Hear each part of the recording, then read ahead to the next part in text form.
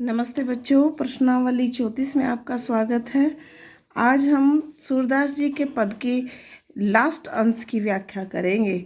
मैं आपसे कहना चाहती हूँ कि जो इससे पहले वाले अंश की, रेखांकित अंश की मैंने व्याख्या की थी, उसको आपने नहीं देखा है, मतलब बहुत कम लोगों ने देखा है।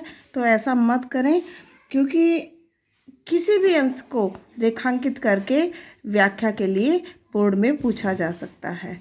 तो अपनी तैयारी प्रॉपर रखें और उसमें कोई कोताही न बरतें। तो आरंभ करते हैं।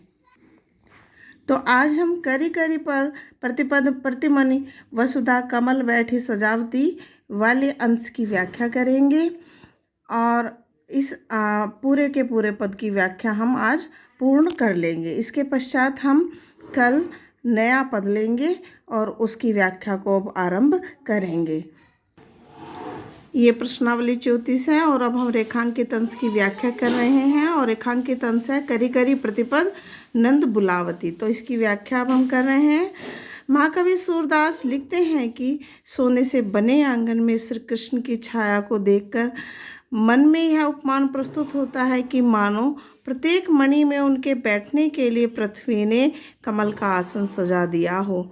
श्री कृष्ण की बाल लीला के सुख को देखकर यशोदा बार बार नंद बाबा को आंगन में बुलाती हैं और चाहती हैं कि नंद बाबा भी श्री कृष्ण के मोहित कर देने वाली बाल लीला को देखें। अर्थात अब तक जहाँ तक भी हमने इस पूरे पद को पढ़ा है, तो उसमें उनके आंगन में घुटनों के बल पर चलते हुए और अपनी प्रतिछाया को मणियों में पकड़ने के वर्णन को देखा है, और फिर उनके छोटे छोटे निकले हुए दांतों के वर्णन को देखा है कि किस प्रकार वो हंसते हैं। और अब ये सारा सुख जो माता बैठकर देख रही है इस पद में, उस अंश को हमने देखा है।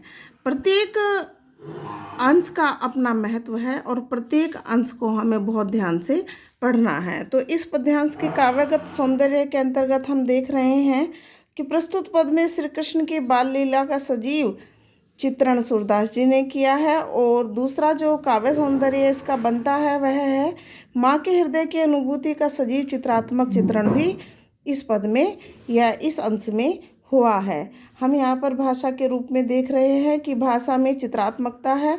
तो चित्रात्मकता का मतलब है किसी घटना को बिल्कुल चित्रों के समान प्रस्तुत कर देना।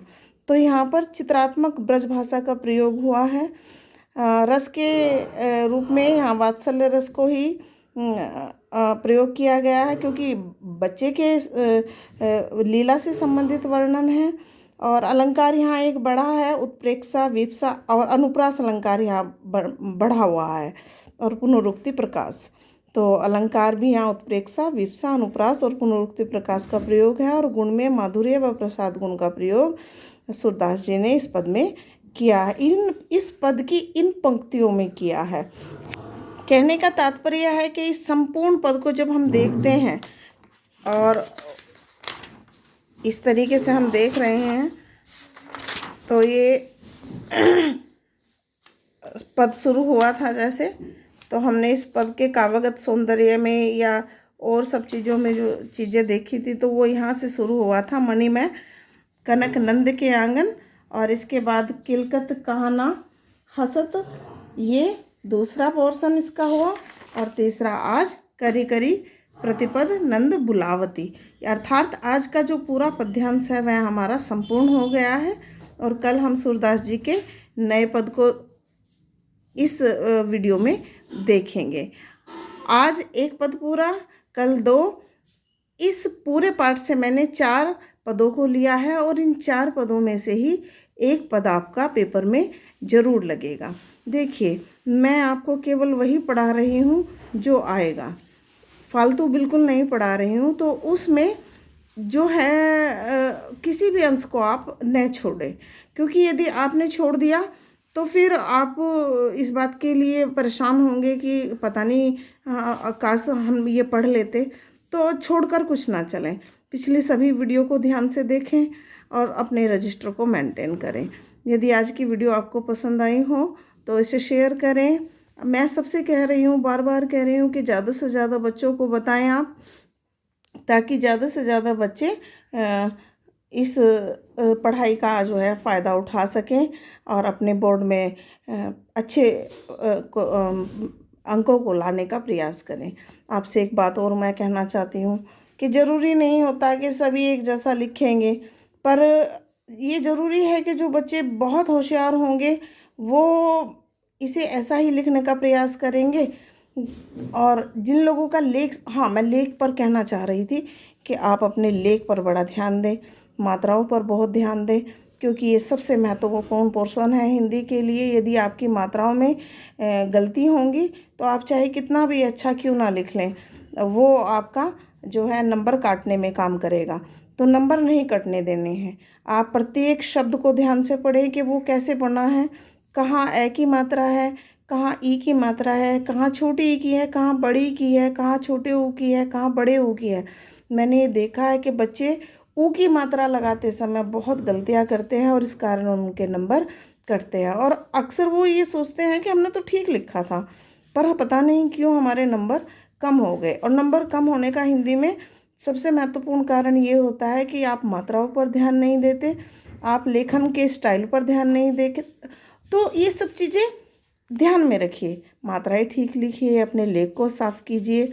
लेख साफ करने का सबसे अच्छा तरीका है कि आप रोज़ कुछ ना कुछ लिखिए, हिंदी और इंग्लिश में।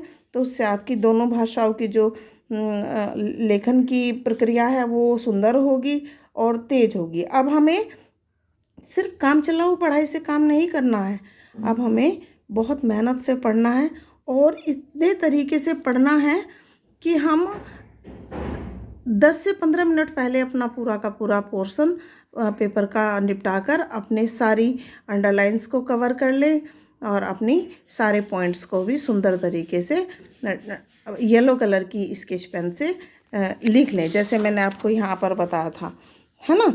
तो लिखने के स्टाइल पर बड़ा ध्यान रखें, लिखने का बड़ा महत्व है हिंदी पोर्शन में। ध्यान से सभी काम करें और उम्मीद करती हूँ कि आपको मेरी ये वीडियो पसंद आई होगी। धन्यवाद।